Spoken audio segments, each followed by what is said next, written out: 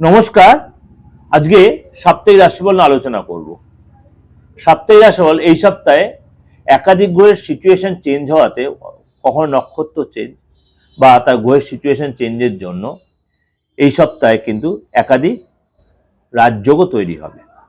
অর্থাৎ 9th ফেব্রুয়ারি two 15th ফেব্রুয়ারি 2026 সারা সপ্তাহটা। এবং এই সপ্তাহতে যারা প্রেমে রয়েছেন, প্রেমের জগতে অনেকেই কম বেশি জানেন এই সপ্তাহেই পড়বে ভ্যালেন্টাইন্স ডে, অর্থাৎ 14 তারিখ 14 ফেব্রুয়ারি।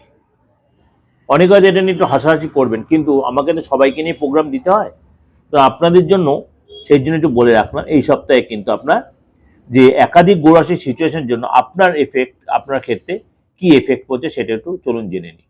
অর্থাৎ এই যে 9 ফেব্রুয়ারি টু 15 ফেব্রুয়ারি এই সপ্তাহে আপনার গ্রহ রাশির সিচুয়েশনে বলে এই সপ্তাহে পড়ছে আপনার ভ্যালেন্টাইন্স ডে, আবার মহাশিবরাত্রি। মহাশিবরাত্রিও কিন্তু এই সপ্তাহেই পড়ছে। অর্থাৎ কুম্ভ রাশি থেকে আরম্ভ করে একদম আপনার মীন রাশি থেকে একদম মকর রাশি পর্যন্ত আপনার কি কি গ্রহ রাশির সিচুয়েশন সেটা একটু আলোচনা করি।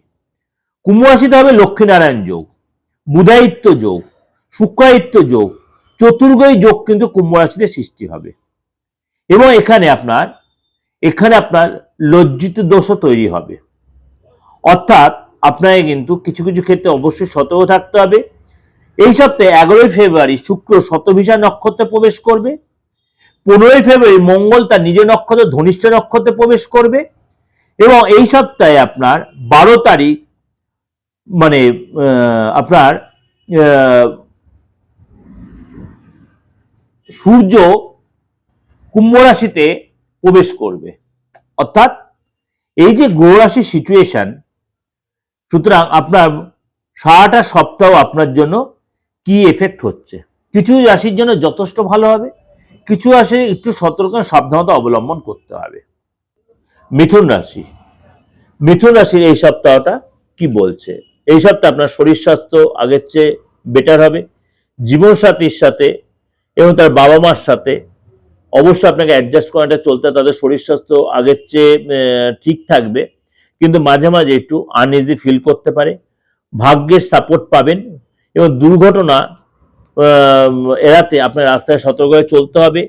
কথাবার্তা সতর্ক হয়ে বলবেন, রাস্তায় চলাফেরা মোবাইল কানে দিয়ে বা এরমভাবে চলাফেরা করে নেগলিজেন্সি ভাবে চলবেন না বা কেয়ারলেসের মতো। ভাই বোনের সাথে রিলেশন আগের চেয়ে এটা বেটার হবে। আপনার এই সপ্তাহে 12 তারিখের দুপুর থেকে 13 তারিখ ও 14 তারিখ আপনার জন্য দিনটা ভালো। এবং আপনার কিন্তু 10 তারিখ 11 থেকে 12 তারিখ অর্থাৎ 12 তারিখ দুপুর পর্যন্ত শত্রুরা আপনাকে কিন্তু চাপে রাখতে পারে। সুতরাং এই জায়গাটা কিন্তু 10 তারিখ 11 তারিখ 12 তারিখ 12 তারিখ দুপুর পর্যন্ত শত্রুরা আপনার চাপে, 12 তারিখ দুপুরের পর থেকে সময়টা আপনার পেপারে আসবে।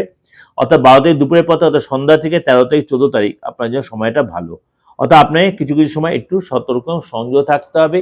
কাজের জায়গায় ইনভেস্টের ব্যাপারে অবশ্যই ইনভেস্ট করে লাভ পাবেন, কিন্তু ইনভেস্টার অবশ্যই একটু কারোর সাথে কনসাল্ট করে নেবেন, তাড়াহুড়া করবেন না। যারা স্টুডেন্ট রয়েছেন, বাইরে যাওয়ার কোনো যোগাযোগ আসতে পারে, মনটা মাঝে মাঝে অস্থির হতে পারে। এই সময় আপনি কোনো রিলেশনের সাথে জড়িয়ে আছেন, সেই রিলেশন যাতে একটু সতর্ক মেনটেন করেন, সাবধানে হ্যান্ডেলিং করবেন, নাহলে ভুল বোঝাবুঝি হতে পারে, আপনার কথার ভুল ব্যাখ্যা হতে পারে, এগুলো একটু সতর্ক থাকবেন। যারা চাকরি করছেন, নতুন কোনো চাকরির অফার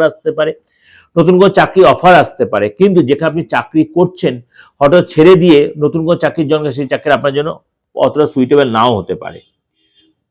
এগুলো একটু যাচাই করে নেবেন, তাড়াহুড়া করবেন না এবং মাথাটা স্থির রাখবেন। প্রেশার সুগার থাকলে অবশ্যই একটু যাচাই করে নেবেন মিথুন রাশির লোকেরা।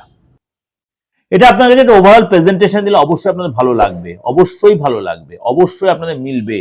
ভালো লাগলে অবশ্যই লাইক করবেন, শেয়ার করবেন, আর যোগাযোগ করলে অবশ্যই বুকিং নাম্বারে ফোন করে নেবেন। অবশ্যই আমার বুকিং নাম্বারে ফোন করে নেবেন, দেশে বিদেশে অনলাইনে বা অফলাইনে, যে কোনো ধর্মে যে কোনো বয়সে।